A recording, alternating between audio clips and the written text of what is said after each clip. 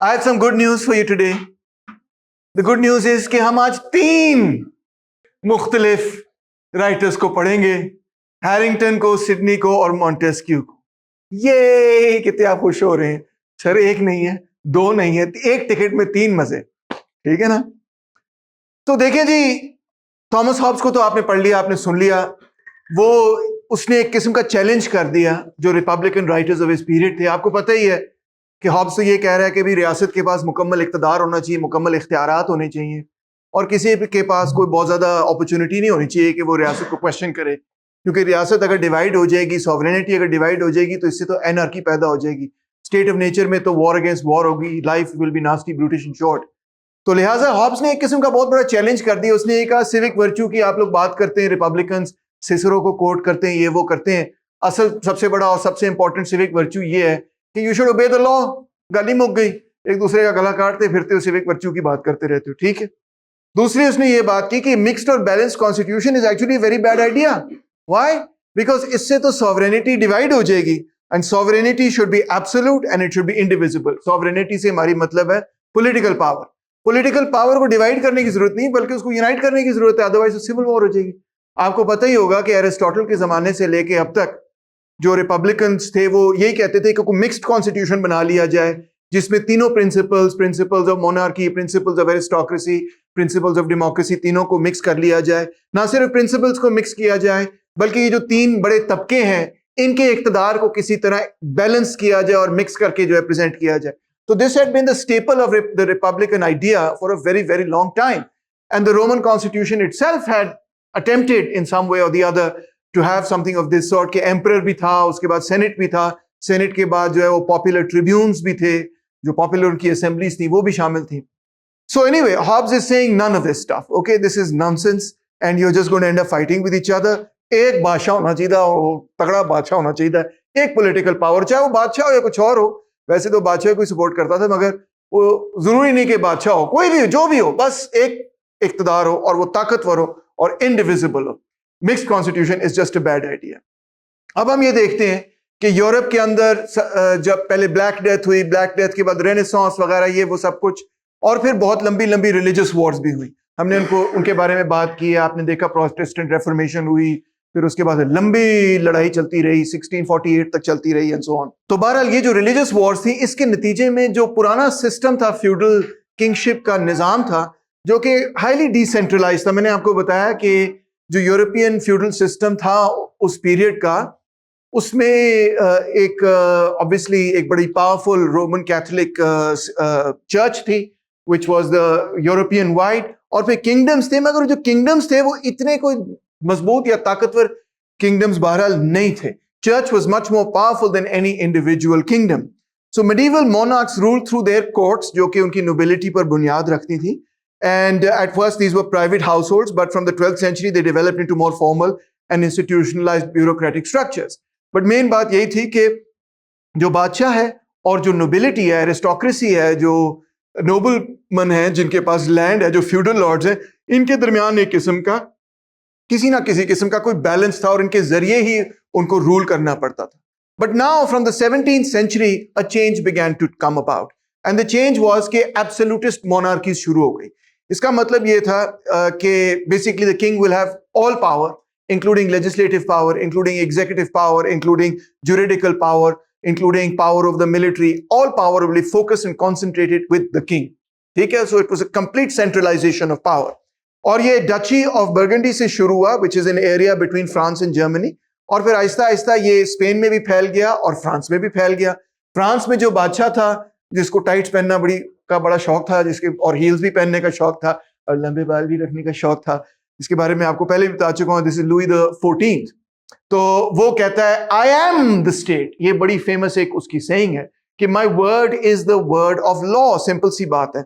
ये वजह इसकी क्या थी? क्योंकि इतनी जंगों के बाद अब कोशिश थी जो किंग्स थे कि ये स्टेट्स जो है यूनाइट हो। तो जंगों के अंदर काफी ऑब्वियसली तबाही भी हुई थी, बर्बादी भी हुई थी।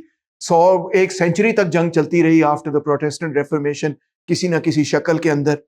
तो उन्होंने legislative authority, executive authority, judicial power, सारा कुछ जो है मोनार्क के अंदर कॉन्सेंट्रेट कर दिया, और इसको हम कहते हैं इसका जो बेस्ट एक्सप्रेशन है एब्सोल्यूटिस्ट मोनार्की का, वो यही है लुई द 14th का expression, I am the state. ठीक है, अब ये बड़ी अजीब सी बात लगती है कि एक बंदा जो है इंडिविजुअल वो ये कहे I am the state, but बहरहाल that was the idea of the absolutist monarchy. इसके खिलाफ फिर 17th और 18th सेंचुरी के अंदर एक रिएक्शन होना ही था।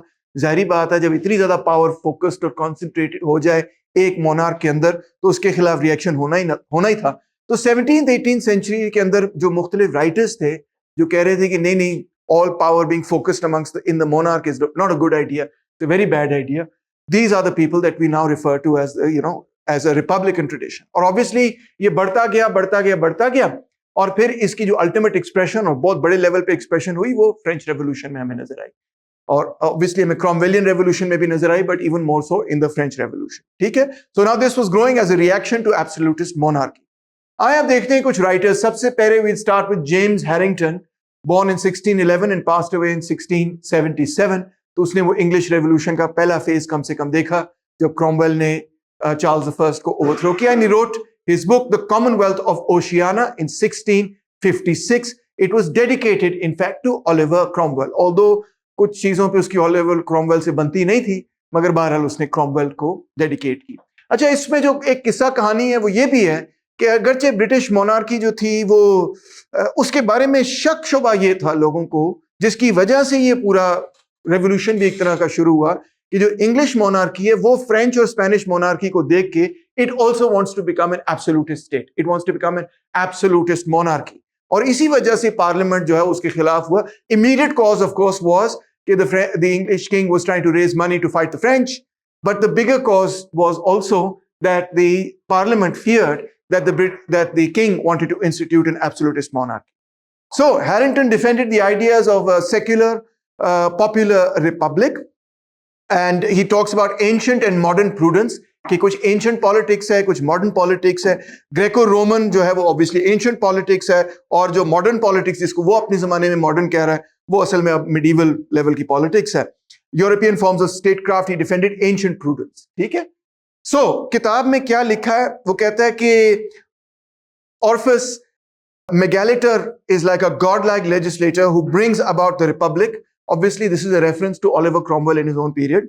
Jean-Jacques Rousseau भी जो है वो यही समझता है कि जी एक बड़ा, जिस तरह प्लेटो कहता है एक फिलोसोफर किंग आएगा और वो सही किस्म का जो है ना सही किस्म की लेजिस्लेशन करेगा। The same idea more or less over here. And he looks at past constitutions of Israel, Athens, Sparta, Carthage, Rome, Venice, Switzerland, the Dutch United Provinces, and so on. He examines those and he makes the case for a republican constitution. The Republic of Oceania was to be based on 30 main orders or principles, etc., motifs, and he declared free government is the sweetest to man. This is what we really need to establish.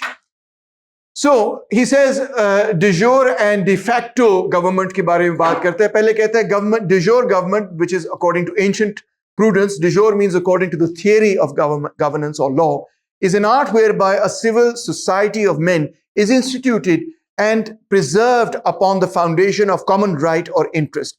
It is the empire of laws and not of men. So you can see here that he is talking in reference to what Aristotle and Titus Livy, etc., were talking about, which is that where laws rule rather than men, that is what we would consider to be a republic. And in the de facto government, which is according to modern prudence, यानी modern politics, जो असल में सियासत हो रही है इस वक्त वो कह रहा है, उसमें क्या है, is an art whereby some man or some few men subject a city or a nation and rule it according unto his or their private interest. यानी फर्क क्या है कि जो अच्छी prudence है, जो अच्छी सियासत है, जो पुराने जमानों में होती थी, उसमें कानून की पासदारी होती थी। Law was supreme, not a person wasn't supreme, the law was supreme. और अगर बादशाह भी है या एम्परर भी है या जो भी है, वो बहरहाल कानून के मातहत होता था। कानून जो है उसकी पासदारी कबूल की जाती थी। और अब ऐसे नहीं है, अब ये है कि प्राइवेट इंटरेस्ट को तरजीह दी जाती है, कानून को तरजीह नहीं दी जाती। And therefore it is an empire of men, not of laws, और ऑफ अ मैन और अ किंग और a monarch. And he thinks this is a very bad idea and this is what we have to get rid of. Harrington was obsessed with this idea of balance, okay, of balance. Everything has to be balanced. The Republicans, of course, wanted, believed that there has to be a mixed constitution and there has to be some balance between the various, classes that exist. So Harrington also is obsessed with this idea of balance. His idea was that ownership of land was the basis of raising armies. In the old world, in Rome क्या होता था कि जो armies होती थी वो basically जो farmers हैं वो ही फौज के अंदर भर्ती होते थे. जिस तरह ग्रीस के अंदर जो hoplite soldiers थे, you know, a lot of these times ये जो soldiers होते थे ग्रीको रोमन armies के अंदर ये किसान होते थे, फ्री पेजेंट्स होते थे, और ये जो जिन चीजों से लड़ा करते थे ये खुद उनके लिए पैसे दिया करते थे. मतलब जो इनका आर्मर होता था, जिनकी स्वॉर्ड्स और शील्ड्स वगैरह होती थी, वो रियासत नहीं इनको बना के देती थी, ये खुद अपने हथियार तैयार करते थे और फिर समर में कहते थे चलो अब कोई मिलिट्री कैंपेन करने चलते हैं, and so on, you know. So seasons होते थे पूरे पूरे मिलिट्री कैंपेन्स के. अब इस तरह नहीं हम सोचते, अब विंटर में भी हम लड़ते हैं, समर में भी हम लड़ते हैं, मगर किसी जमाने में जंग जो है ना वो बेसिकली ऐसे वक्त में की जाती थी कि जब कटाई कटुई हो जाए और एग्रीकल्चर वाला मामला हो जाए और अभी इतनी सर्दी ना हो, तो फिर लोग कहते थे चलो फिर जंग करते हैं, और कुछ करने को नहीं है, एडवेंचर भी हो जाएगा. तो इस जमाने में आइडिया ये था, taken from the Greeks and the Romans, कि वो जो फ्री पेजेंट्री है, जो आजाद लोग हैं, जो खेती बाड़ी करते हैं, वो एक फाउंडेशन है किसी बड़ी और अच्छी तगड़ी रियासत के. क्योंकि वो जमीन के मालिक हैं तो वो अपनी जमीनों के लिए लड़ रहे हैं. आपने कभी वो ब्रेव हार्ट या ऐसी कोई फिल्में देखी हो तो उसके अंदर अक्सर जो बड़ी इमोशनल किस्म की तकरीर होती है, before everybody gets slaughtered and killed etcetera, या चलो गेम ऑफ थ्रोन्स ही देख ली होगी, उसी में भी बड़ी जज्बाती किस्म की तकरीरें हैं. तो उसमें हमेशा वो ये एक दो तीन फिक्रे इस्तेमाल करते हैं. एक तो हमेशा ये होता है कि हम अपनी औरतों के लिए लड़ रहे हैं, ठीक है, मगर एक हमेशा फिक्रा उसमें ये भी होता है कि हम अपनी जमीनों के लिए लड़ रहे हैं. We are fighting for our land. अब हमारी कॉन्शियसनेस में जाहिर बात है ये बात आती है कि when you say land it means somehow nationalism और समथिंग, बट उस जमाने की कॉन्शियसनेस में literally it meant that they were fighting for their land, they were owners of land. And अगर दूसरी आर्मी जीत जाएगी तो they will no longer be, they will be displaced from that land, the other side will take over that land. So when they say we are fighting for our motherland, we are fighting for our land, they literally mean that they are fighting for their land. So the landholders had a reason to defend their country. और जो ये ताजिर तबका था, जो trading तबका था, उसके बारे में हैरिंगटन का ये ख्याल था, और पुराने जमाने में भी लोगों का ये ख्याल था कि इनकी तो मोबाइल वेल्थ है ना, जेब विच पाओ तो दफा हो जाओ, ठीक है ना. मतलब इनकी मोबाइल किस्म की वेल्थ है. They are not stuck to the any area, they don't care. I mean इनको फर्क नहीं पड़ता, दूसरी फौज आ जाएगी वो उनके साथ तिजारत कर लेंगे, उन्हें तो तिजारत ही करनी है ना. They don't have to defend a land as such, we don't have to defend their land as such. And their wealth is very very mobile in the sense के भाई ठीक है, वो सोने में आपने कन्वर्ट किया, आपने गधे पे लादा और आप दफा हो गए, कहीं और चले गए. सो पुराना आइडिया ये था, और अभी हैरिंगटन में भी आपको ये मिल रहा है कि जो लोग हैं जो डिफेंड करने के लिए तैयार हैं अपनी स्टेट को, वो वही होंगे जो कि फ्री फार्मर्स होंगे. गुलाम भी डिफेंड नहीं करेंगे. गुलाम कहेंगे कसमान उगाए सानू केड़े कोक मिल रहे, इत्थे भी गुलाम होवांगे तो उत्थे भी गुलाम होवांगे, ठीक है. और ताजिर भी नहीं डिफेंड करेगा, क्योंकि ताजिर भी ये कहेगा सानू की फर्क पैंदा है, गधे पे ला दो और दफा हो कहीं और चले जाएंगे, हमें फर्क नहीं पड़ता. तो land, because it was immovable, was considered to be the basis of a strong state. Hence farmers were the foundation of ancient states. अब जो नया बैलेंस बना उसको वो नाम देता है, इसको वो कहता है एंशिएंट बैलेंस. और जो नया बैलेंस बना उसको वो नाम देता है गॉथिक बैलेंस, ठीक है. अब आप में से कुछ लोगों को शायद गॉथ बनने का शौक हो, आई डोंट नो, यहाँ तो कोई गॉथ नहीं बना हुआ, मगर ये उसी जमाने से लिया गया. अगरचे उस जमाने में nobody actually dressed like that, but imagination ये है that the Goths used, in that Gothic period people used to wear that kind of makeup, although they rarely ever did. But खैर, anyway, what was the Gothic balance? The Gothic balance was, मैं आपको बता चुका हूँ कि Roman empire का जो the fall of the Roman empire वो किस तरह से हुई. इस तरह से हुई कि जो सो कॉल्ड बारबेरियन ट्राइब्स थी, जिनमें गॉथ्स शामिल थे, बेसिकली हर किस्म के ऑस्ट्रोगॉथ्स, Visigoths, this goth that goth वगैरह, उसमें जर्मन्स और ये वो सारे शामिल थे. उन्होंने रोम को शिकस्त दे दी, ठीक है. मिलिटरीली उन्होंने वेस्टर्न रोमन एम्पायर को शिकस्त दे ली. और जब उन्होंने शिकस्त दी तो उनकी जो अपनी ट्राइबल कन्फेडरेशन जिस तरह से ऑर्गेनाइज थी, खासतौर पे जर्मैनिक ट्राइब्स की जो जिस तरह से वो ऑर्गेनाइज थी, तो उसके अंदर एक जो वॉर लीडर था और ये सब कुछ सिलसिला था पूरा, तो उन that kind of mixed with the Roman system of latifundia, which was the big slave plantations जो उन्होंने बड़ी बड़ी बनाई हुई थी. ये दोनों चीजें मिक्स हो गई. मिक्स कैसे हुई? मिक्स ऐसे हुई कि जो जर्मैनिक लेट्स से वॉरलॉर्ड था, लीडर था, उसने ये कहा कि I will offer this particular state protection, और बेशक मेरा जो जूनियर है वो वहां से वो उसका इंचार्ज हो वगैरह, और वो नोबिलिटी बनेगा वहां के एरिया की, I will offer them protection in exchange for what? In exchange for rent. और वो जो लोग हैं लिहाजा वहां के, वो क्या बन गए? वो वैसल्स बन गए। पहले वो क्या सर्फ्स बन गए, वैसल्स बन गए। पहले वो क्या थे? पहले वो स्लेव्स थे। अब स्लेवरी खत्म होती चली जा रही है और सर्फडम शुरू होता चला जा रहा है। So now this is a very big transition. सो ये बारबेरियंस की जो मिलिट्री कॉन्स्टिट्यूशन थी, जो उनका सिस्टम था पूरा, ये बेसिकली एक तरह से जब ग्राफ्ट हुआ रोमन सिस्टम के ऊपर आके यूं सिंथेसाइज हुए दोनों सिस्टम्स, तो उसके नतीजे में एक नया सिस्टम बना जिसको हम कहते हैं फ्यूडलिज्म। तो फ्यूडलिज्म की बड़ी अपनी दिलचस्प डायलेक्टिकल किस्म की तारीख है। तो दिलचस्प बात यह है कि देखो, दो सिस्टम्स एक तरह से सिंथेसाइज हो गए। एक वो पुराना रोमन सिस्टम है जो ऑलरेडी कोलैप्स कर रहा है, और उसके ऊपर जो जर्मेनिक मिलिट्री कॉन्स्टिट्यूशन है वो उसके ऊपर आके ओवरग्राफ्ट होता है एक तरह से। तो दोनों में से, उस सिंथेसिस में से निकलता है एक नया सिस्टम जिसको हम बेसिकली यूरोपियन फ्यूडलिज्म कहते हैं। तो इसके क्या मामला था इस सिस्टम का? The king granted lands to nobles who were obliged to provide soldiers when required. The nobles in turn granted land to their own tenants who had to provide their share of the military burden. The balance was the proportion of land held by the estates of the realm. तो इस तरह करके एक पूरी hierarchy थी of lord vassal. एक Lord जो है वो दूसरे लॉर्ड का वैसल हो सकता है, और फिर मजीद उसके आगे वैसल्स हो सकते हैं, और फिर वो रिलेशनशिप में किसी और का लॉर्ड होगा, उसके नीचे एक और वैसल होगा। इस तरह करके एक लॉर्ड वैसल की रिलेशनशिप की पूरी हायरार्की इस फ्यूडल सिस्टम के अंदर क्रिएट हुई। ठीक है। So the monarch relied on the nobles to raise army. Standing armies were a threat to liberty. उस जमाने के अंदर लोग समझते थे स्टैंडिंग आर्मी नहीं होनी चाहिए।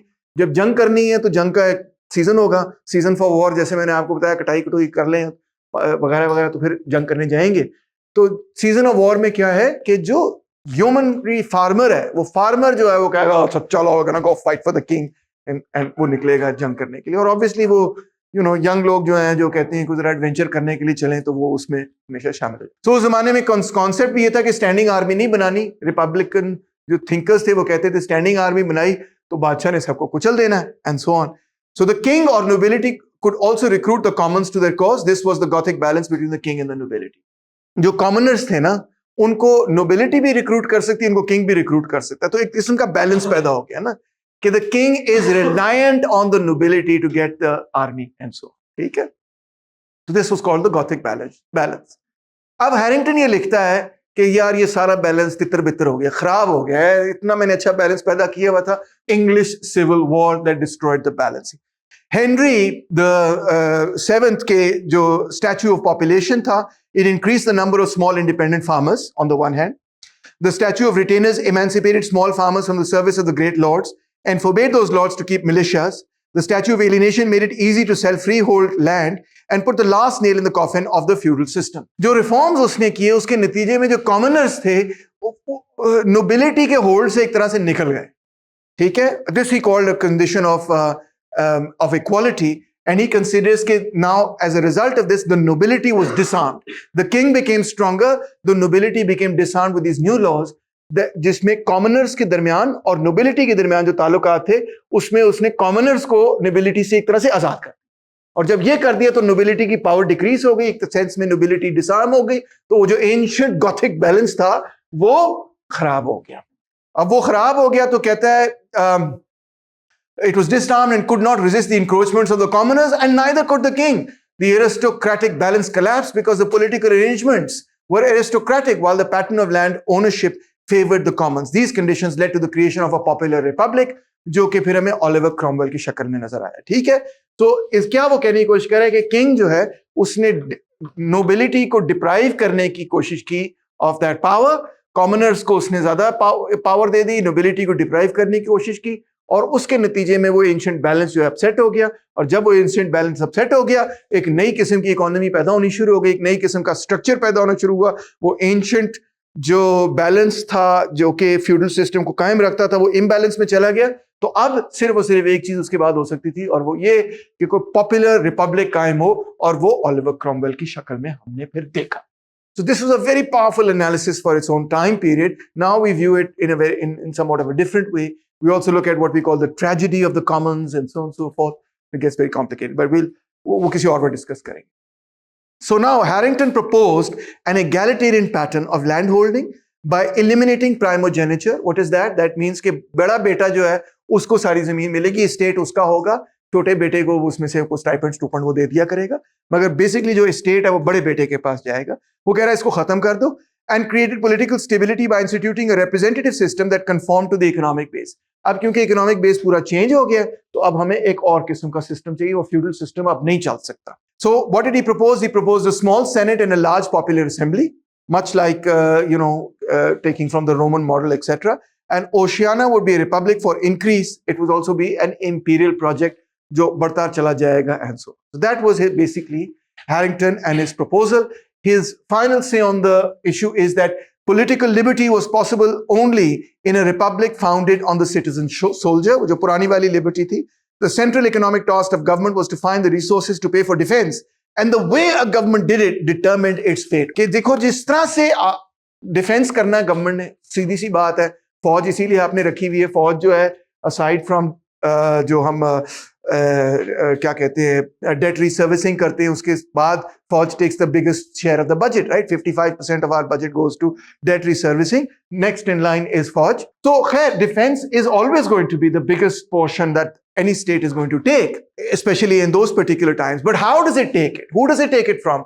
Where does it take it? How do they do it? So Bahral, Harrington is quite right in saying at one level कि देखो ना, काम तो तुसी सारे ने वही करना कि फौज के लिए पैसे रेज करने, but question ये है कि how do you raise the money?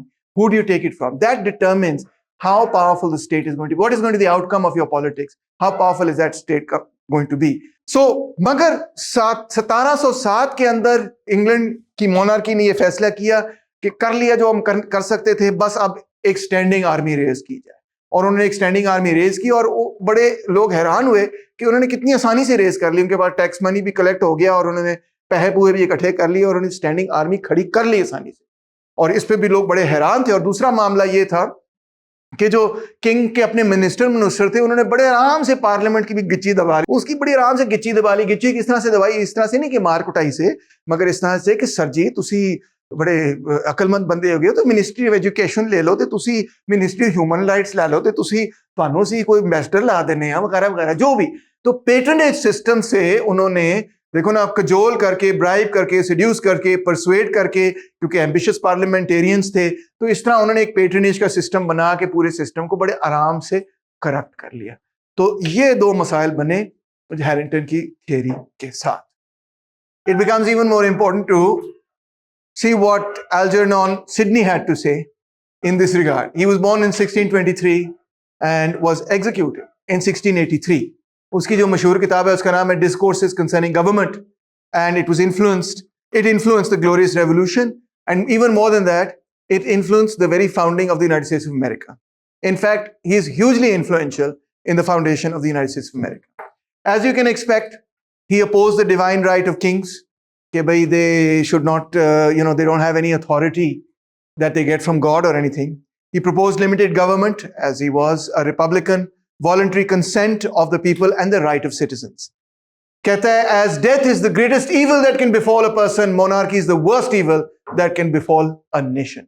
यानी कि बादशाहत, मलूकियत खत्म होनी चाहिए, इससे ज्यादा कोई बुरी चीज नहीं। जिस तरह इंसान के लिए मौत है, उस तरह किसी कौम के लिए मलूकियत है या बादशाहत है। अब जनाब Ali, he was implicated in the Rye House plot, which was a scheme, as you know, to assassinate Charles II and his brother James.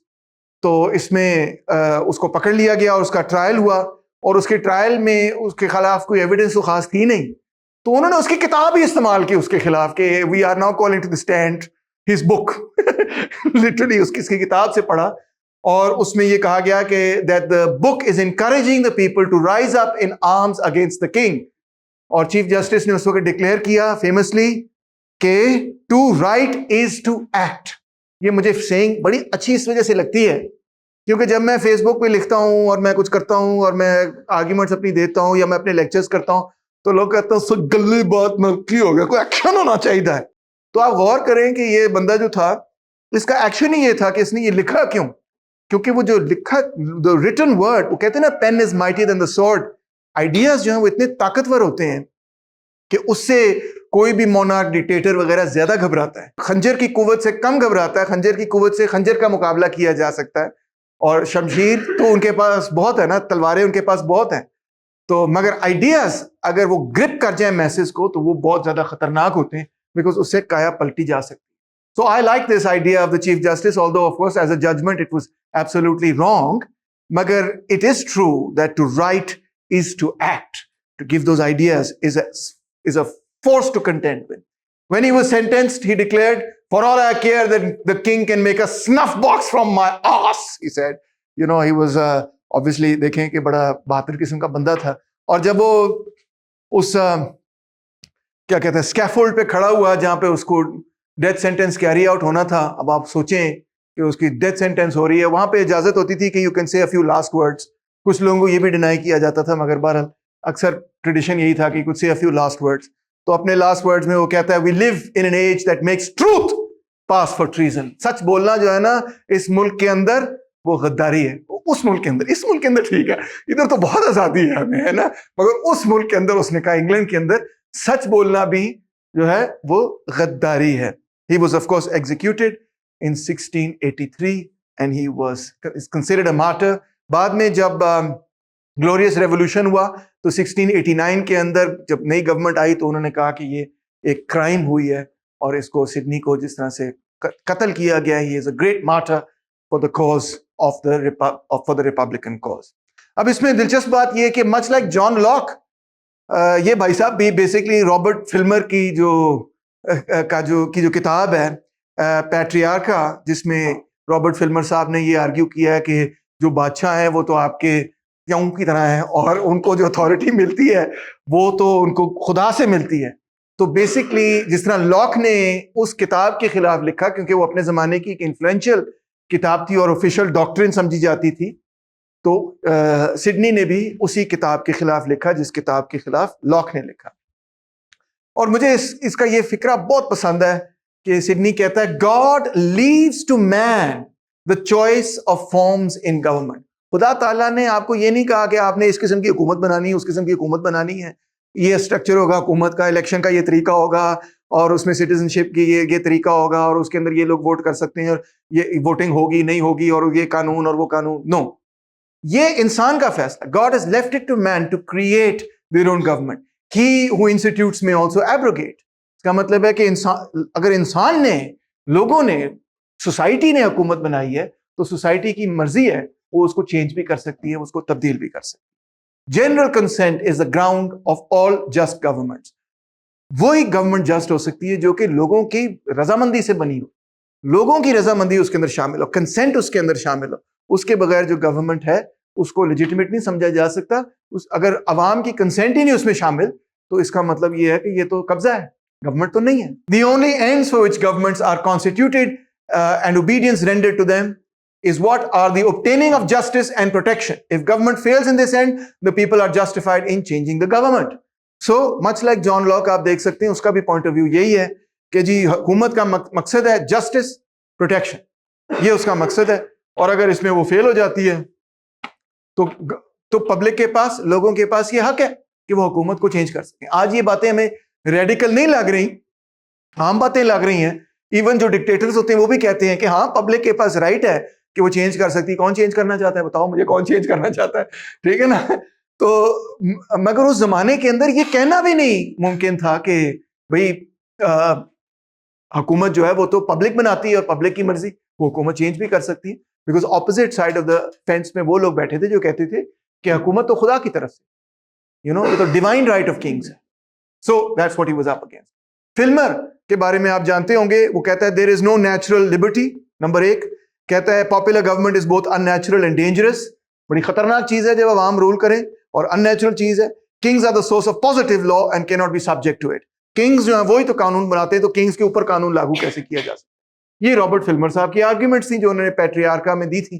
तो इसके जवाब में सिडनी कहता है सबसे पहले कि kings are not young, they are not fathers and political authority is not paternal but rests on consent. वो हमारा प्यो थोड़ी है जो बादशाह है, बार बार उसको प्यो बना के प्रेजेंट किया जा रहा है। जिस तरह मैंने भी पिछली आर्ग्यूमेंट में आपको बताया था, वो एक्टर जो अनुपम खेर कहता है कि तो वो कहता है कि यू नो प्राइम मिनिस्टर तो आपके अब्बे की तरह है, अब्बे के तो आप गालियां नहीं निकाल सकते, प्राइम मिनिस्टर को भी गालियां निकालते हैं फिर आप। तो उसका जवाब यही है जो सिडनी दे रहा है, और वो ये कह रहा है कि kings are not fathers, they are not our fathers, they are political authority है, it's not based on paternity और something of that sort, it's based on consent. हमने एक मकसद के लिए रियासत बनाई है, एक मकसद के लिए हुकूमत बनाई है। वो मकसद क्या है कि हमारी लिबर्टी, हमारी प्रॉपर्टी, हमारी जिंदगी, हमें सिक्योरिटी मिले, हमें प्रोटेक्शन मिले। Popular government is the best form of government, वो कहता है। ये बादशाह जो है तो वर्स्ट फॉर्म है, और पॉपुलर गवर्नमेंट बेस्ट फॉर्म है जो लोगों के कंसेंट पर बुनियाद रखे। And Kings possess their authority only long as they observe the constitutional laws of their polity and that the natural guardian of these laws is a popular assembly or parliament। ठीक है, कौन फैसला करेगा कि king जो है या sovereign जो है या प्राइम मिनिस्टर जो है या केयर टेकर प्राइम मिनिस्टर जो है या कोई और, कोई भी जो भी है, कौन फैसला करेगा कि वाकई उस कानून के दायरे के अंदर था कि नहीं था? कौन फैसला करेगा? पॉपुलर असेंबली फैसला करेगी।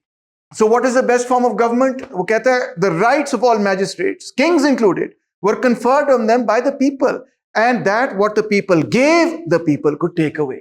जितने भी आपके पास राइट्स हैं वो किसने दिए? लोगों ने दिए आपको। अगर आपके पास कोई अथॉरिटी है तो वो अथॉरिटी अवाम ने आपको डेलीगेट की है, और अगर अवाम ने आपको डेलीगेट की है तो अवाम आपसे वापस खींच भी सकती है, किसी और को डेलीगेट भी कर सकती है, या किसी और तरह से भी उसको डेलीगेट कर सकते। So Sidney does not propose any specific form of government, जैसे मैं बता चुका हूं कि वो ये नहीं कह रहा कि भाई इस तरह करो और पार्लियामेंट की ये रूल्स होंगे और ये कॉन्स्टिट्यूशन होगा और ये पीएलडी होगा और वगैरह वगैरह, ये नहीं वो कह रहा। मगर वो बेसिकली इस्टेब्लिश करना चाह रहा है कि रूल ये है कि it has to be based on consent, people have the right to change their government as people wish, that's the bottom line. And as far as political power is concerned, जो worthy of political power कोई भी हो, जो वर्दी है, जो चला सकता है, हुकूमत को अच्छा चला सकता है, अच्छे मिनिस्टर बन सकता है, उसी को इक़्तिदार में होना चाहिए। He recognizes also that, like Hobbes, liberty of security का मसला, he does recognize that you have to trade a little bit of liberty for security, but what he says about that is that you should trade the least amount of liberty for that. We should give up as little liberty as possible. The best governments were those that interfered least with their subjects. So इस case में वो एक Republican भी है और एक liberal भी है कि वो कह रहा है कि हुकूमत का काम नहीं है कि वो हमारे मामलात के अंदर मुदाखलत करे, उसका काम सिर्फ ये है कि उसने जो है वो एक सिक्योरिटी देनी है, उसने एक कंडीशंस पैदा करनी फॉर प्रॉस्पेरिटी। बाकी ज्यादा से ज्यादा चीजें जो है वो सिटीजन्स को छोड़ दी है, सिटीजन्स पर छोड़ दी जाए। और ये बेसिकली लिबरल डॉक्ट्रिन का मेन जो मैसेज है थ्रू आउट वो है ही ये कि आपकी डोमेन ऑफ ऑटोनॉमी सबसे ज्यादा बढ़ा दी जाए और चर्च की डोमेन आपके ऊपर भी खत्म कर दी जाए, मैक्सिमम खत्म कर दी जाए। अगर आपने खुद जाना है चर्च के पास, आप 100 दफा जाए, मगर चर्च के पास कोई राइट नहीं कि आपको कोर्स कर सके कि ये करना है या वो करना है। और स्टेट भी जो है वो कुछ चीजों में तो कोर्स कर सकता है, लॉ एंड ऑर्डर मेंटेन करने के लिए, prosperity, security, right to property, life, liberty वगैरह, इन चीजों के लिए कर सकता है, मगर सिर्फ मिनिमम करे, उससे ज्यादा ना करे जितनी जरूरत है। In a very famous phrase he says, first of all he says, God created us free and equal. अल्लाह मियां ने तो ये नहीं कहा कि भाई ये ऊपर होगा, ये नीचे होगा, तू बादशाह होगा तो तू गुलाम होगा, तो तू ये होगा तो तू वो होगा। ये खुदा की तरफ से फैसला नहीं है, ये फैसला तो हमने सोसाइटी के अंदर किया हुआ है। And it was an insult to God to suppose that we were to subordinate our reason to rulers claiming absolute authority। ये तो अल्लाह मियां ने हमें अकल दी है, तो हम कहेंगे नहीं subservient to the king etc। तो ये तो अकल के भी खिलाफ है, और अल्लाह ताला ने जो आपको गिफ्ट दी है उस गिफ्ट की एक तरह से रेफ्यूटेशन है कि इसकी तो जरूरत ही नहीं वगैरह। It was not God, I love this phrase, that caused some to be born with crowns upon their heads and all others with saddles upon their backs। ये अल्लाह मियां की वजह से तो नहीं था कि कोई बादशाह बना और सर पे उसने ताज पहना हुआ था, और कुछ गुलाम बना, और गुलाम क्या बना, गधा बना, गधे जिसके ऊपर या घोड़ा बना, घोड़े के ऊपर जिस तरह सैडल लगाते हैं उसके ऊपर, बेचारे के ऊपर भी सैडल लगाई और वो एक बीस्ट ऑफ बर्डन बन गया।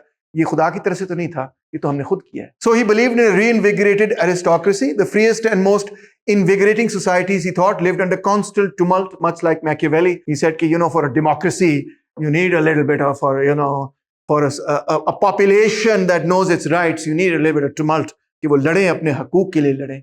So that was his view.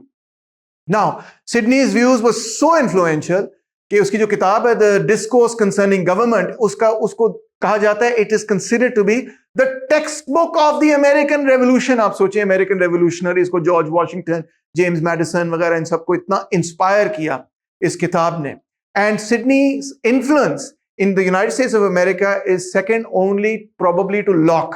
अंदाजा करें आप कि that is how important he is to the American Revolution and to the founding fathers of America। Sidney became widely used तो देखें आप कितनी मजेदार बात है कि लोगों ने अपने बच्चों के नाम रख दिए सिडनी। क्यों? क्योंकि they considered him such a great hero. American revolution के बाद in admiration of Algernon Sidney they started to keep their children's name as Sidney. He was a great man who fought against the king for liberty, for equality. Well, he wasn't French, but you get the picture. For the rights of the people, for the public, and against the monarch, and so on and so forth. So that ends Algernon Sidney.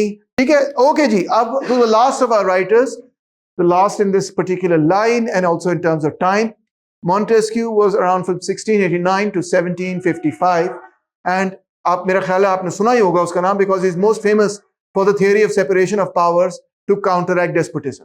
उसका जो main पेट पीव था वो ये था कि despotism नहीं पैदा होना चाहिए। In fact to a very large extent ये जो टर्म है डेस्पोटिज्म, इसको मॉन्टेस्क्यू ने ही एक हवाले से पॉपुलराइज किया। अगरचे ये टर्म पुरानी टर्म है, मगर इसको इस पॉलिटिकल लैंग्वेज में लाना, इस फ्रेमवर्क में लाना, वो मॉन्टेस्क्यू का ही काम था। उसकी जो सबसे फेमस किताब है is called the spirit of the laws, जो कि 1748 के अंदर लिखी गई, and it also is very very influential on the founding of the United States of America. Of course as you can expect Catholic Church इसके बड़े खिलाफ थी और उन्होंने उसको बैन कर दिया।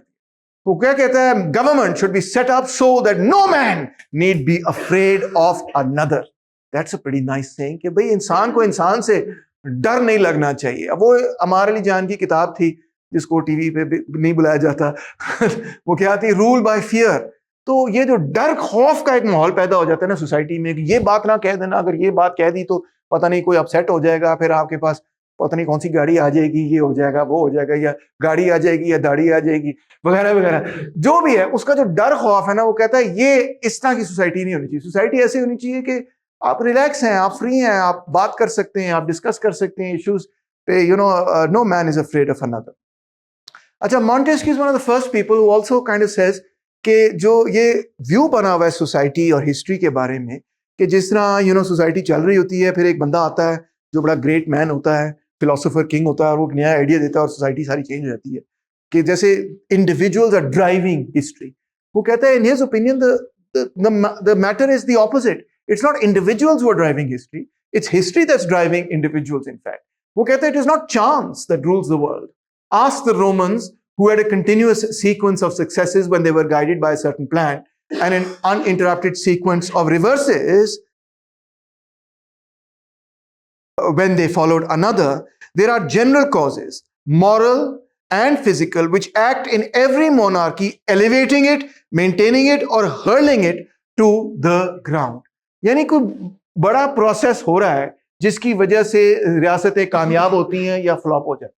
रोम जब कामयाब हो रहा था और कामयाबी की तरफ जा रहा था, तो कुछ प्लान को फॉलो कर रहा था, उस प्लान की वजह से उसको कामयाबी और कामयाबी और किसी इंडिविजुअल की वजह से नहीं मिल रही थी। और जब उससे वो हट गया, उस ट्रैक से हट गया, तो उसको नुकसान और नुकसान और नुकसान हो जा रहा था। So all accidents are controlled by these causes. The accidents, something else is happening, something larger, जिसमें accident यानी chance जो है seems to be governing the situation. But it's actually not the chance and not the accidents that's governing it. And if the chance of one battle, that is a particular cause, has brought a state to ruin, some general cause made it necessary for that state to perish from a single battle. अगर एक battle के नतीजे में रियासत टूट जाती है, तो पहले से ही कुछ मामला खराब था उस रियासत में, जिसकी वजह से एक जंग से ही वो खत्म हो गई। वरना स्टेट्स जो है वो कई जंगें हारती हैं, कई जंगें जीतती हैं, ये तो चलता रहता है सिलसिला। रियासत नहीं टूटती। अगर रियासत जंग की वजह से टूट गई, इसका मतलब है कि कुछ और पहले से मामला गड़बड़ था जिसकी वजह से टूटी।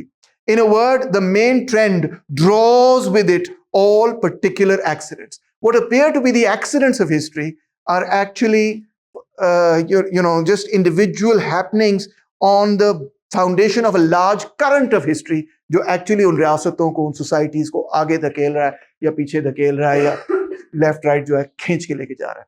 अब ये जो अब हम as political scientists या modern historians या even as historians, जब अब हम हिस्ट्री करते हैं, तो अब हम मॉन्टेस्क्यू के इस पॉइंट ऑफ व्यू को ऑन बोर्ड लेते हैं।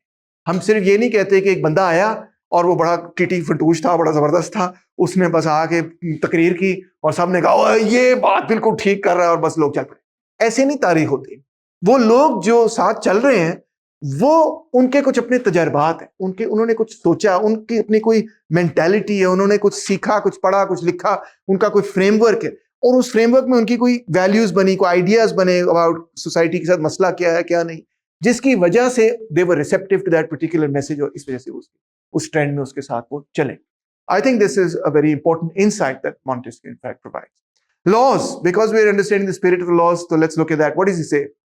कहता laws, taken in the broadest meaning, are the necessary relations deriving from the nature of things, and in this sense, all beings have their laws. The divinity has its laws, there are divine laws. The material world has its laws, these are natural laws. The intelligences superior to man have their laws, the beasts have their laws, man has his laws. Everything works according to laws.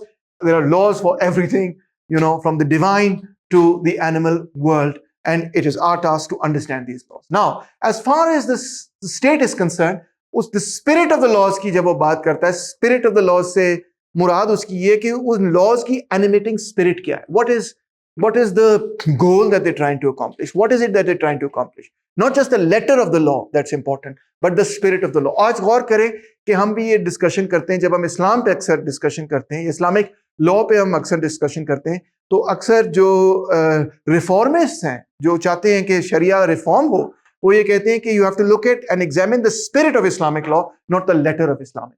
Spirit of Islamic law से मतलब ये कि वो accomplish क्या करने की कोशिश कर रहा है. Letter of the law can be changed, spirit of the law has to be examined.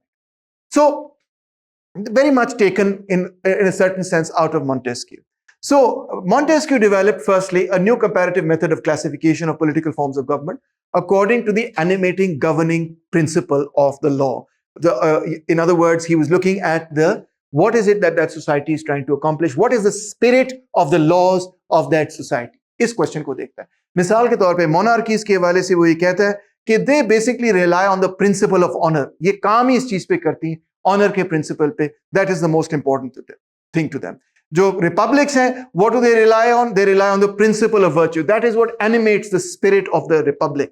And despotism जो है, दे रिलाई ऑन फियर. तो ये वो तीन एक तरह से फाउंडिंग प्रिंसिपल्स है, जिन animating spirit behind the laws है, जो कि जिसमें वो तीन मुख्तलिफ किस्म की क्लासिफिकेशंस बनाता है, जिसमें वो सारे स्टेट्स को डालने की कोशिश करता है. फ्रांस का वो एनालिसिस करता है, इसी तरह क्लास एनालिसिस करता है. कहता है तीन मुख्तलिफ तबकात हैं फ्रांस के अंदर. द ट्रियस पॉलिटिका, उसमें क्या है? मोनार्की है जनाब आली. सबसे पहले तो ये देखें, ये मोनार्की खड़ी हुई है, तलवार भी उसके पास है, आप देख सकते हैं. उसके बाद एरिस्टोक्रेसी है, ये वैसे में नोबिलिटी है क्योंकि उसने देखें क्रॉस पहना हुआ है. और उसके बाद द कॉमन्स हैं, ठीक है. जो और अगर आप गौर करें तो एक्चुअली ये जो पैर है ना, ये वो उस बेचारे गरीब के पैर हैं जिसके ऊपर दोनों लदे हुए हैं, जो जिनको वो चला रहे हैं. So Montesquieu now says कि जो पुराना तरीका था टाइप्स ऑफ गवर्नमेंट को देखने का, he is going to propose a new kind of way to look at government. कहता है there are two types of governmental powers, sovereign and administrative. Administrative powers में क्या चीजें शामिल है? एग्जीक्यूटिव है, लेजिस्लेचर है एंड जुडिशरी है. ये तीन जो चीजें हैं, जो एडमिनिस्ट्रेटिव काम है गवर्नमेंट के, कि उसने एग्जीक्यूट करना है, उसने लेजिस्लेट करना है. लेजिस्लेट और एग्जीक्यूट में फर्क ये है कि एग्जीक्यूट का मतलब ये नहीं सिर्फ कि एग्जीक्यूट कर देना. To execute a command means कि उसको इंप्लीमेंट करना. लेजिस्लेचर क्या है? वो लॉ बनाता है. एग्जीक्यूटिव क्या है? वो इंप्लीमेंट करता है जो भी डिसीजन है वगैरह वगैरह. और जुडिशरी क्या है? वो देखता है कि भाई जो भी एग्जीक्यूशन हुई है वो is it with in the framework of the law और नॉट. सो कहता है each of these should be independent of each other. This is the doctrine of the balance of power. ठीक है, separation and balance of power. And they should be dependent on separate and also dependent upon each other. यानी कि अलहदा भी हैं और एक दूसरे के साथ काम करेंगे तभी हुकूमत चलेगी. So that the influence of any one power would not be able to exceed that of the other two, either singly or in combination. अब देखें पाकिस्तान के अंदर भी आप देख सकते हैं कि एक आपकी पार्लियामेंट है, उसके भी दो हाउसेज हैं. एक को नेशनल असेंबली, एक नेशनल असेंबली है, एक सेनेट है, और उसके ऊपर एक प्राइम मिनिस्टर है और उसकी अपनी काबीना है. फिर नेशनल असेंबली है, फिर उसके अलावा एक जुडिशरी है. तो और आइडिया यही है कि each is going to act as a check and balance on the other. अगर प्राइम मिनिस्टर ऑफिस या प्रेसिडेंट्स ऑफिस कोई ऐसा काम करता है जो गलत है, तो लेजिस्लेचर उसको चेक करेगा, जिससे हमारी मुराद है नेशनल असेंबली, पार्लियामेंट वगैरह. ठीक है, और लेजिस्लेचर के अंदर भी चेक और बैलेंस है, और वो यही है कि भाई सेनेट भी है और नेशनल असेंबली भी है एंड सो ऑन. और फिर अगर वो भी कुछ गलत कर देते हैं तो वो सुप्रीम कोर्ट के पास चला जाएगा, और सुप्रीम कोर्ट भी जो है उस चीज को वापस भेज सकता है और कह सकता है कि ये जुडिशियल रिव्यू हमने किया और ये ठीक नहीं है, आप इसको दोबारा कंसीडर करें, आप जो कर रहे हैं फंडामेंटल राइट्स को खराब कर रहे हैं. सुप्रीम कोर्ट का तो असल में ये काम है कि वो इन चीजों को चेक करे. सो ये जो पूरा सिस्टम आज है, आप देख सकते हैं कि ये बेसिकली इस बंदे की इंस्पिरेशन की बुनियाद पे कायम हुआ। आए थोड़ा सा स्पिरिट ऑफ द लॉ से मैं डायरेक्टली कोट करता हूं। कहता है in every state there are three kinds of power, the legislative authority, the executive authority for things that stem from the law of nations, and the executive authority for those that stem from civil law. By virtue of the first, the prince or magistrate enacts temporary or perpetual laws and amends or abrogates those that have been already enacted. By the second, he makes peace or war, sends or receives embassies, establishes the public security, and provides against invasions. By the third, he punishes criminals or determines the disputes that arise between individuals. The latter we shall call the judiciary power, and the other simply the executive power of the state. When in the same person or in the same body of magistracy, the legislative authority is combined with the executive authority, there is no freedom, because one can fear lest the same monarch or the same senate make tyrannical laws in order to carry them out tyrannically. वही कानून बनाएगा और वही उसको carry out करेगा, तो फिर कोई फ्रीडम तो नहीं हो सकता, कोई चेक ही नहीं कर रहा। Again, there is no freedom if the authority to judge is not separated from the legislative and executive authorities. If it were combined with the legislative authority, power over the life and liberty of the citizens would be arbitrary, for the judge would be the legislator. अगर legislator ने ही judge करना है वो तो हमें conflict of interest हो गया, उसने तो कभी check करना ही नहीं, जो बिल पास किया उसी को कहना यही का यही ठीक बिल था, तो there is no check and balance here anymore. If it were combined with the executive authority, the judge could have the strength of an oppressor. All would be lost if the same man or the same body of principals or of nobles or of the people exercise these three powers, that of making laws, that of executing public resolutions, and that of judging crimes or disputes between individuals. ये तीन अलग functions होने। अब हमें इस बात की समझ नहीं आती। हमारे जो चीफ जस्टिस साहब है कभी निकल जाते हैं मैं डैम बनाने लगा, ठीक है, कभी हमारे चीफ ऑफ आर्मी स्टाफ निकल जाते हैं और कहते हैं कि मैं इकोनॉमी ठीक करने लगा, कभी हमारे प्राइम मिनिस्टर निकल जाते हैं और कहते हैं मैं जंग लड़ने लगा। मतलब वो nobody understands the doctrine of the shape, although constitution में है, सब लिखा हुआ है, मगर इसको समझते नहीं हमारे पॉलिटिशियंस और लोग। वो ये समझते हैं मेरी ड्यूटी है, मैंने करना है। आपकी ड्यूटी नहीं है, आपकी ड्यूटी लगाई है कि आपने एक फंक्शन रोल करना है, ठीक है, दूसरा फंक्शन ठीक नहीं हो रहा, मगर जब आप अपनी हदूद से तजावज कर जाएंगे, अपने आईनी हदूद से तजावज कर जाएंगे, हम फेवरेट फ्रेज फॉर जर्नलिस्ट इन पाकिस्तान, तो क्या होगा, आप सेपरेशन ऑफ पावर को खत्म कर। अब मिसाल तौर पे आजकल ये डिबेट हो रही है कि जो नादरा का चेयरमैन लगाया उन्होंने, गवर्नर या जो भी लगाया है, हेड लगाया है, वो सर्विंग आर्मी ऑफिसर है। अब इस पे बड़ी डिबेट हो रही है, वो कह रहे हैं देखिए सेपरेशन ऑफ पावर आपने खत्म कर दी, तो ये तो एग्जीक्यूटिव का हिस्सा था एंड सो ऑन, तो स्टेट का हिस्सा है, आईडी कार्ड बैठ के चेक करेगा और उसी की बुनियाद पे आगे इलेक्शन होगा, और फिर इलेक्शन में जब धांधली होगी तो किस पे इल्जाम लगेगा, फौज पे लगेगा, ठीक है ना। सो इस वजह से सेपरेशन ऑफ पावर बहुत जरूरी है, अदरवाइज चेक्स एंड बैलेंसेस नहीं है। अदरवाइज जिसने कानून बनाना है उसी ने इंप्लीमेंट करना है, उसी ने जज करना है कि मैंने ठीक किया है गलत किया है, और इससे तो फिर जज जूरी एग्जीक्यूशनर आप खुद ही सब बने पड़े, तो ऑब्वियसली कोई भी आपकी गलती को रोकने वाला नहीं होगा, इसलिए सेपरेशन बहुत जरूरी। कहता है the executive authority must be in the hands of a monarch, for this part of the government, which almost always requires immediate action, is better administered by one than by several, whereas that which depends on the legislative authority is often better organized by several than by one person alone. जिसने execute करना है, जिसने उसको पे implement करना है, उसको फौरी फैसला करना है, जिसने फौरी फैसला करना है वहां पे आप एक बंदा रखें, प्राइम मिनिस्टर हो, प्रेसिडेंट हो, मोनार्क हो, जो भी हो, एक बंदा रखें, वो उसको इंप्लीमेंट करेगा। मगर जिसने कानून बनाना है, जब कानून बनाना है तो उसने सारी चीजों को और सोसाइटी को देखना है कि उसमें क्या मसले मसाइल हैं, तो वहां पे उसने ज्यादा से ज्यादा लोगों को शामिल करना है इन द डिबेट, या एटलीस्ट रिप्रेजेंटेटिव डिबेट करनी, ताकि ज्यादा से ज्यादा लोगों की राय आ सके और फिर आप कानून बनाए। कितनी दिलचस्प बात है। If there were no monarch and the executive authority were entrusted to a certain number of persons chosen from the legislative body, that would be the end of freedom, because the two authorities would be combined, the same person sometimes having and always in a position to have a role in both. Again, अगर legislative और executive का भी आपने combine कर दिया तब भी बेड़ा गर्क हो जाएगा, क्योंकि separation of power बहुत जरूरी है, otherwise check and balance की तरह किधर से आएगा। ले जी, in addition to the idea of the separation of power and checks and balances, he also advocated that there should be reform of slavery. क्या था, slavery is inherently wrong because humans are born equal. अल्लाह ताला ने तो नहीं कोई फैसला किया कि फलां बंदा जो है वो गुलाम होगा और फलां बंदा जो है वो आका होगा, ये खुदा की तरफ से नहीं है, ये तो एक ह्यूमन इंस्टीट्यूशन है. It could perhaps be justified within the context of climates with intense heat, wherein laborers would feel less inclined to work voluntarily. Low loophole दे दिया ना, पसंद नहीं आई बात. एक और दिलचस्प बात ये है कि वो ये कहता है, और सिर्फ वो नहीं कहता, बाय द वे बहुत सारे लोग उससे पहले भी ये इसी किस्म की आर्ग्यूमेंट्स देते रहे. आपने हेरोडोटस में भी पढ़ा ही होगा कि जी क्लाइमेट का बड़ा असर होता है सियासत पे. It can influence the nature of man in his society. People living in very warm countries are too hot tempered. लेकिन अब वैसे ही जब लाहौर की गर्मी पड़ रही होती है, 48 डिग्री सेंटीग्रेड होता है, आपके कच्छ में से पसीना निकल रहा होता है, ऊपर से कोई बंदा आके आपको कट मार के चला जाता है, तो क्या दिल चाहता है आपको करने का? आपका दिल चाहता है उसको भून दो, ये दिल चाहता है, मानते हो ना?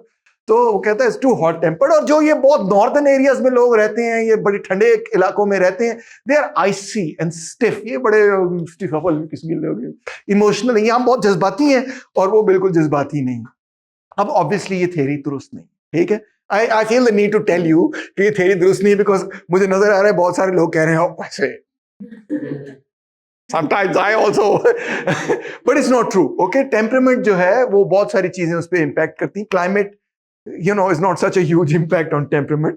But बहरहाल एक इसमें जो अच्छी बात है जो उसने कही है वो ये जरूर है कि जो आपकी मटीरियल सर्कमस्टांसेस हैं, जियोग्राफिकल सर्कमस्टांसेस भी उसमें शामिल करें, उसमें क्लाइमेट को भी देखें, उसमें आप इकोनॉमी को भी देखें, जो भी आपके मादी हालात हैं उसका असर आप पे होता है. डेजर्ट के अंदर जो लोग रहते हैं वो ऑब्वियसली एक किस्म का कल्चर डेवलप करेंगे. आगे जाते हैं. आखिर में ये कि मॉन्टेस्क्यू बड़ा मजेदार आदमी था इस सेंस में कि उसको कोई पैसे पूसे बनाने का शौक नहीं था, अपने स्टेट का शौक नहीं था, उसको सिर्फ अगर एक चीज का शौक था तो वो ये था कि वो अपनी लाइब्रेरी में बैठे, अपनी स्टडी में बैठे और अच्छी अच्छी किताबें पढ़े. और he was really a man at that time who really very dedicated to understanding history, and he's considered one of the founding fathers of anthropology and sociology and so on. So his ideal life was this. So वो कहता है the modern world offers more sources of private pleasure. For him, private pleasure doesn't mean that he's having lots of chocolate or something like that. But for him, it was being able to sit and read and study and talk to intelligent people. That would, of course, exclude you people. But anyway, talk to intelligent people, have stimulating conversations, all of these beautiful things. So he says, to enjoy what the modern world has to offer. Here you also see, why am I saying this? Because here you also see कि ancient world में ये चीजें possible नहीं थी कि आप delink करके आप अपनी स्टडी में बैठे और आप पढ़ रहे. सच्ची बात है कि मेरे लिए अगर कोई जन्नत का तसव्वुर है ना, तो मेरे लिए भी यही जन्नत का तसव्वुर है कि मेरे पास अच्छा सा एक काउच हो और ढेर सारी किताबें हो और मैं बैठ के उनको पढूं और उनको समझूं और कोई ना कोई हो जो जिससे मैं डिस्कस भी कर लूं. कभी कभार लोनली भी हो जाता है बंदा, मगर it's I like Montesquieu's idea. I really like it. I find enormous pleasure in just learning something new, and it's unlike anything else that I enjoy. I enjoy this the most when that moment when you get now when you say, oh my God, I never realized that absolutist monarchy was created as a reaction to the Black Death and the Renaissance and the religious wars. जब मैं इस तरह की चीज पढ़ता हूँ ना, मैं बड़ा खुश हो जाता हूँ. I know it's weird, but that was what Montesquieu was also. Exactly. खास तौर पे अगर ग्रेविटी का मसला हो, that's a matter of great gravity. It's a grave matter. Acha, anyway, so कहता है to enjoy what the modern world has to offer is not the sign of a corrupt character, even if it makes us less devoted to our fatherland. Here he is saying कि ये जो naturalism और ये सब कुछ और the older idea of civic virtue, which was the involved citizen who's always being political and so on, वो कहता है you don't have to be that. You can retreat from that public life, political life, to a life of quiet contemplation. And in fact, many times he thinks that's a better life to lead than the other life. So he says कि ये कोई बुरी चीज नहीं, ये अच्छी चीज है. And the modern world has created many, many opportunities for us to do these things. And I think you're familiar with this, which is why when you want to, in fact, for you, it's the opposite. For you, today, we professors have to make the argument that you should be involved in politics, because that's also very important. Because the default switch, de facto switch is always to enjoy private pleasure and to ignore what's going on in the public. Just retreat into yourself. At the time that Montesquieu was writing, of course, that wasn't necessarily the case. But that argument is very modern in its sensibility. in the sense that modern life also accepts Montesquieu's argument in this regard. कहता है, in the 100 years between Harrington's, so this is Ryan speaking, not Montesquieu. लिखता है, in the 100 years between Harrington's Oceana and Montesquieu's Spirit of the Laws, one decisive alteration in European thinking had occurred. एक देखो, इन 100 सालों में एक बहुत बड़ी तब्दीली हमें नजर आती है. वो क्या? It had become clear that the moderns had decisively outstripped the ancients in science and technology. अब साइंस एंड टेक्नोलॉजी इतनी आगे बढ़ गई है कि वो जो रोमन और ग्रेको रोमन सिविलाइजेशन है, वो उसके मुकाबले में वाकई अब कदीम महसूस होती है. उसकी वैल्यूज भी कदीम महसूस होती है. It was less clear that they had outstripped them in morals and politics, but it was certainly clear that mimicking their institutions was not the way forward anymore. Okay? That's why now, after Montesquieu, people have this new concept of history. History doesn't move in a circle like Machiavelli saying, let's try and recreate the Roman Republic. They're saying, no, that's not happening anymore. Forget about that. But we have to look at what's happening now. Yes, we should understand history, where we're coming from. But now we're moving forward. This forward look into time is the new sensibility that Montesquieu also, or by the time of Montesquieu, also comes along. That's it. Thank you.